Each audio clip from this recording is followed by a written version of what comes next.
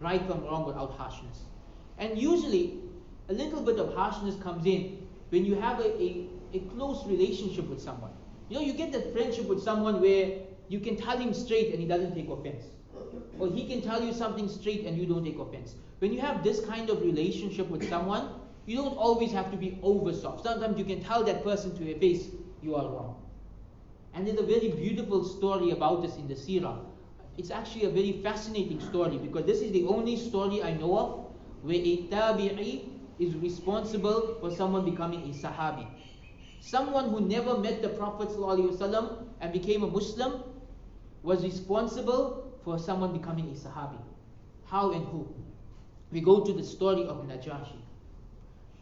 Najashi or Ashama radiallahu anhu was the king of Ethiopia at the time of Rasulullah sallallahu alaihi wasallam. Ethiopia at that time was a Christian kingdom, Al-Habsha or Abyssinia, right? It was a Christian kingdom, and he was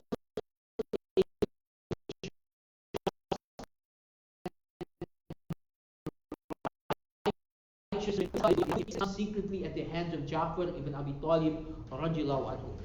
Now, Najashi had a very close friendship with one of the leaders of Makkah, Amr ibn Al-As. And Amr ibn Al-As, you may remember him from the story, where when Ja'far and his Sahaba moved to Ethiopia, to Abyssinia, the Quraysh sent Amr to try and persuade Najashi to send the Sahaba back. And most of us know that story. But there's a lesser known story, a very beautiful story that takes place over 10 years later. So in the early part of the seerah, the Sahaba had to run away from Makkah to Abyssinia to escape the Quraysh.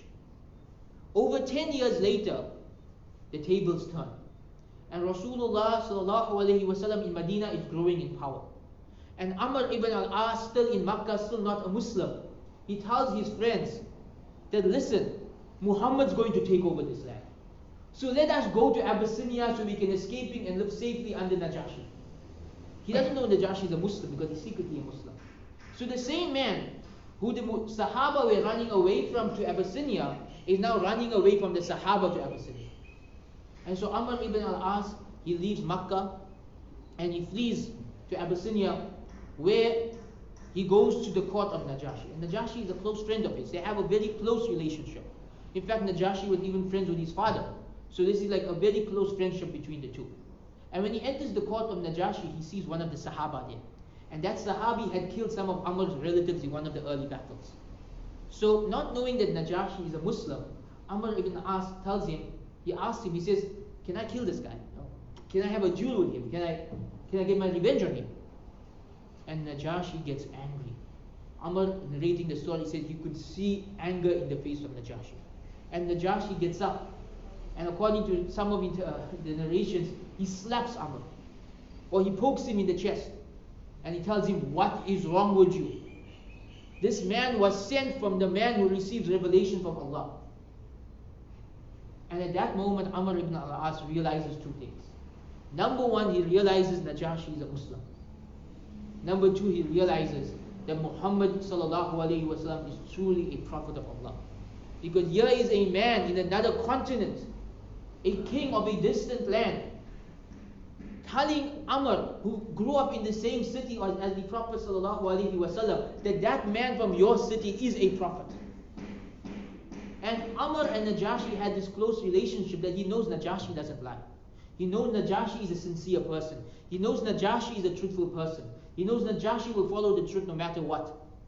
And so for someone like Najashi to get angry with him about the truth, and to wake him up, and to tell him straight to his face, what is wrong with you? How can you have not recognized Islam as the truth by now? That was enough. And there on that spot, Amr ibn Al-As takes his shahada and converts to Islam at the hands of Najashi.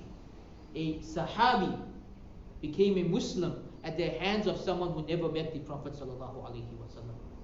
But the lesson here related to da'wah is that for every rule there is an exception. The rule, be gentle in your da'wah.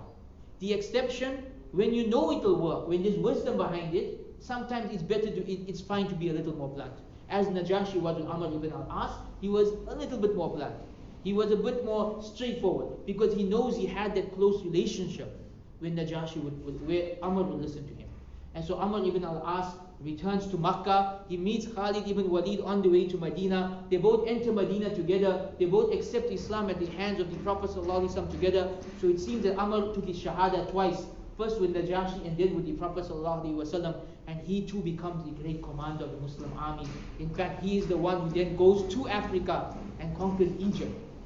And he is the one who conquered Jerusalem. And these great lands became part of the Muslim world through his efforts.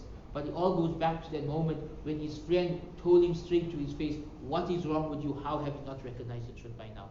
So there's a time and a place for everything. Our general personalities should be a personality of gentleness. But sometimes when it calls for it, sometimes it is fine to be a little bit more harsh, but only when wisdom demands it.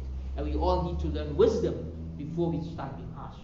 Otherwise, we end up doing it in the wrong time, with the wrong person, in the wrong way, and we end up causing a lot more damage than good. So may Allah guide us all to be people of da'wah. May He guide us all to be a means of guidance to others. May He make us from those who represent this religion in everything we do and in everything we say. Allahumma jalla hadiya mahdiya, Allahumma jalla hadiya mahdiya, Allahumma jalla hadiya mahdiya. Rabbana atina fid dunya hasana wa fil akhirati hasana wa qina adhaban nar. Rabbana hab lana min azwajina wa dhurriyyatina qurrata a'yun واجعلنا للمتقين إماما سبحان رب العزة عما يصفون والسلام على المرسلين والحمد لله رب العالمين أقم الصلاة